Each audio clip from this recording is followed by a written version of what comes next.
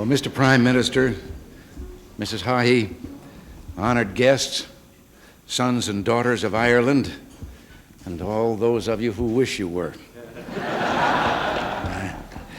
Last year, I celebrated this important day lunching at the home of the Irish ambassador.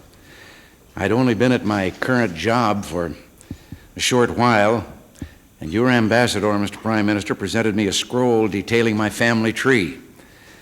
I imagine he thought that if I was assured of my Irish ancestry, I'd be more confident I could handle the job. Well, it's been a good year, although there have been problems. Mr. Prime Minister, you and I have something in common. We both have to deal with legislative bodies which are led by an Irish speaker.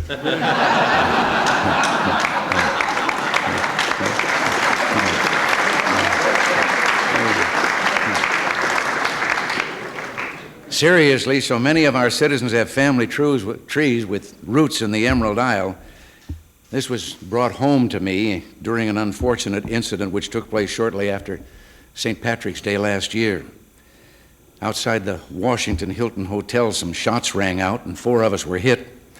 Thomas Delahanty, a fine police officer who's with us today, and Timothy McCarthy, a member of the Secret Service detail who deliberately placed himself between me and the gunman, and Jim Brady, a friend and trusted advisor. Now, it doesn't take a genealogist to figure out the ethnic origin of all of us who were wounded.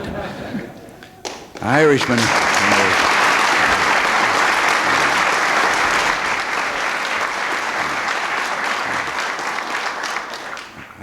and the descendants have always played a significant role in America's history. Some of our most fiery patriots, the ones who inspired the colonies onto independence, were of Irish blood. Now, some historians might suggest they were trying to settle a score with England. I don't know why anyone should think such a thing. The truth is, there are few people on this planet whose hearts burn more with the flame of freedom than do the Irish. And maybe that's why so many were moved to come here and be part of our noble experiment. In a world awash with dictatorships and despotism, we can be proud that Ireland and the United States remain dedicated to the principles of liberty. I want to congratulate you, Mr. Prime Minister, on your recent election and pledge to you an amicable and trusting relationship between us.